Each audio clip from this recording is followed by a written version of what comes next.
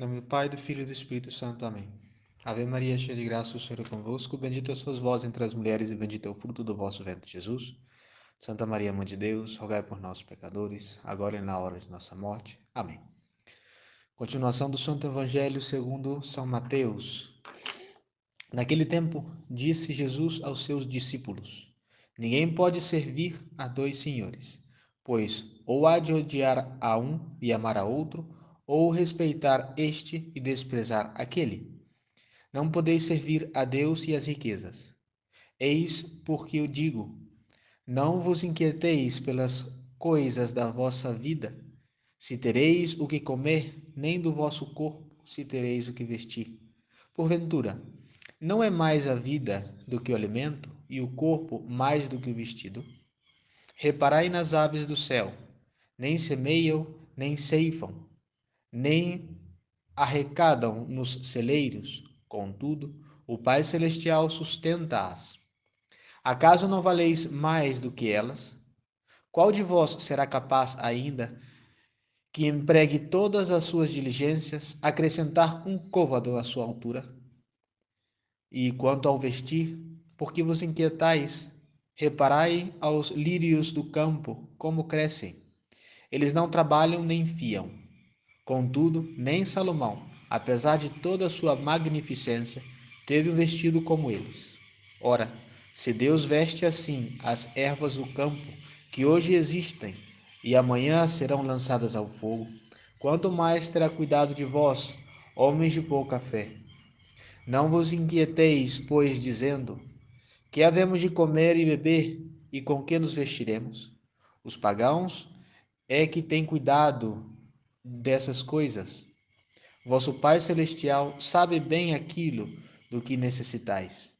Procurai primeiramente o reino de Deus e a sua justiça, e todas as outras coisas vos serão dadas.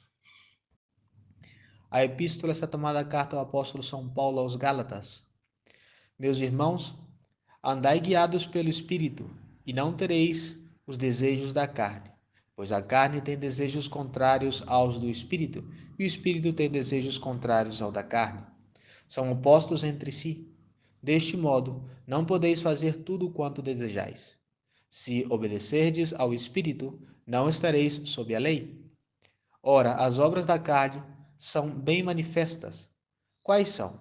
A cópula, a imundícia, a impuditícia, a luxúria, a idolatria, os envenenamentos, as inimizades, as contendas, as emulações, as iras, as discórdias, as discussões, as heresias, as invejas, os homicídios, a embriaguez, as comezadas e ainda outras coisas semelhantes.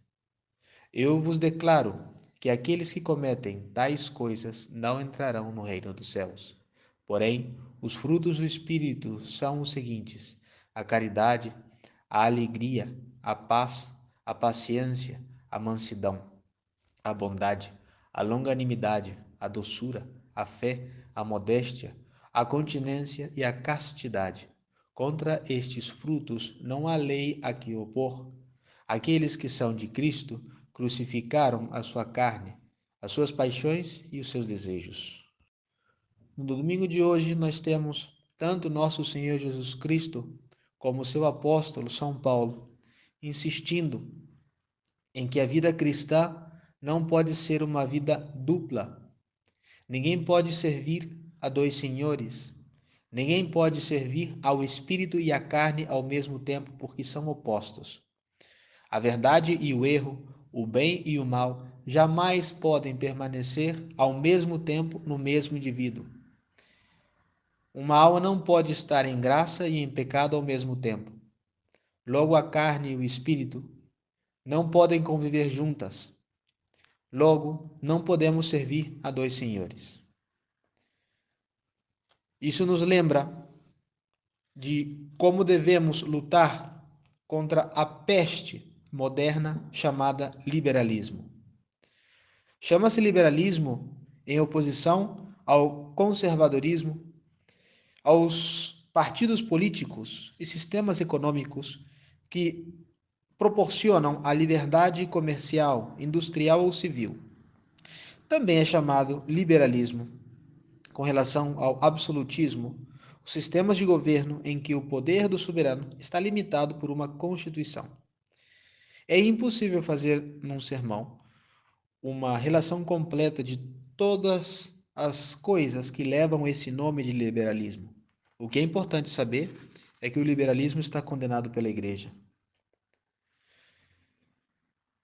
Enquanto a sistema moral, o liberalismo consiste em excluir do governo civil toda a influência religiosa, particularmente a influência da verdadeira religião, a religião da Igreja Católica Apostólica Romana. Essa é a essência do liberalismo. Afastar dos sistemas de governo, afastar do Estado, afastar dos lares a ideia da verdadeira religião. O liberalismo, por essência, é aquela frase: a separação da Igreja e do Estado. Porém, aqui não temos o intuito de fazer um sermão sobre questões políticas, de maneira alguma, senão de como essa peste, essa praga do liberalismo, ela contamina a vida cristã, a vida dentro de casa, a vida do particular. Porque o liberalismo contemporâneo, ele tem três grandes divisões. Primeiro nós temos o liberalismo radical ou absoluto, que são os ideais da Revolução Francesa. A exaltação da razão humana e a perseguição das coisas sobrenaturais. Daí de onde nasce o naturalismo, o materialismo, etc. É a elevação do homem como se fosse Deus, exatamente da mesma maneira como o demônio propôs a Adão e Eva serem como deuses. É uma elevação da natureza divina, da natureza humana, porém de uma maneira pecaminosa, de uma maneira desobediente, de uma maneira que despreza a existência de Deus e de todas as coisas sobrenaturais. Depois nós temos o liberalismo moderado, que é aquele liberalismo que, por mais que prega a separação do Estado e da Igreja, prega uma separação pacífica. Pacífica no sentido de que o liberalismo radical ou absoluto produziu muito derramamento de sangue, perseguições àqueles que não se uniam aos seus ideais. O liberalismo moderado insiste, procura tal divisão, tal separação, mas de maneira pacífica. Por último, nós temos o liberalismo mal chamado cristão, ou liberalismo pseudo-católico, que é aquele que admite a separação do Estado e da Igreja, mas não como um princípio teórico, porém como um princípio prático. O liberalismo católico, entre aspas, mal chamado católico, e por isso colocamos aqui como liberalismo pseudo-católico, é aquele pelo qual se conhece a frase, aquela famosa fórmula: a Igreja livre no Estado livre.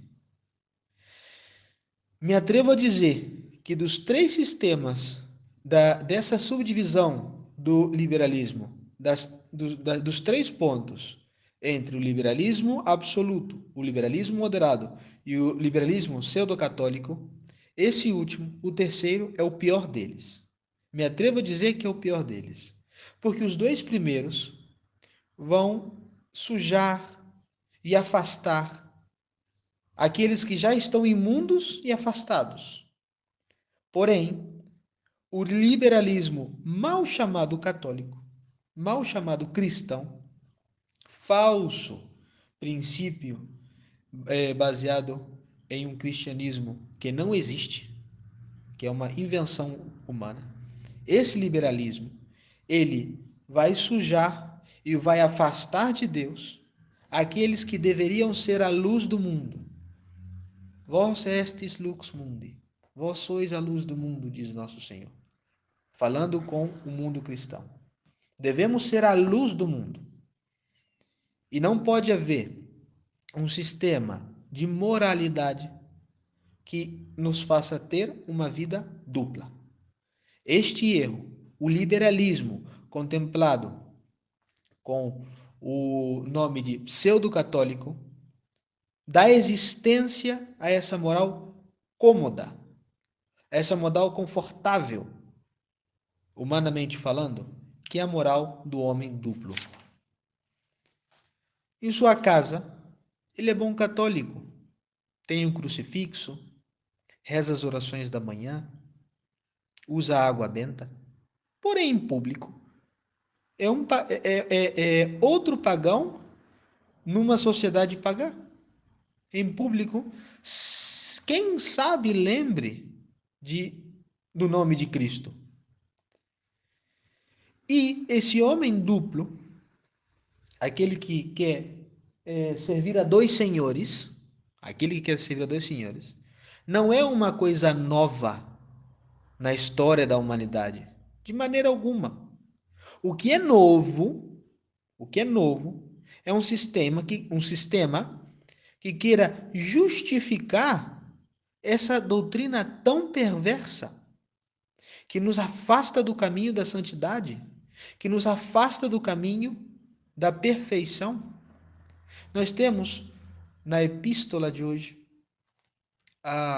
os frutos do Espírito Santo. Os frutos do Espírito Santo. Os hábitos sobrenaturais, quais são? A graça santificante que transforma as nossas almas. As virtudes infusas e também os dons do Espírito Santo. Os 7 dons do Espírito Santo.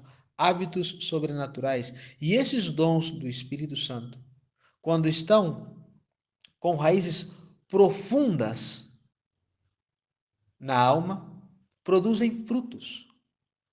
E esses frutos quais são?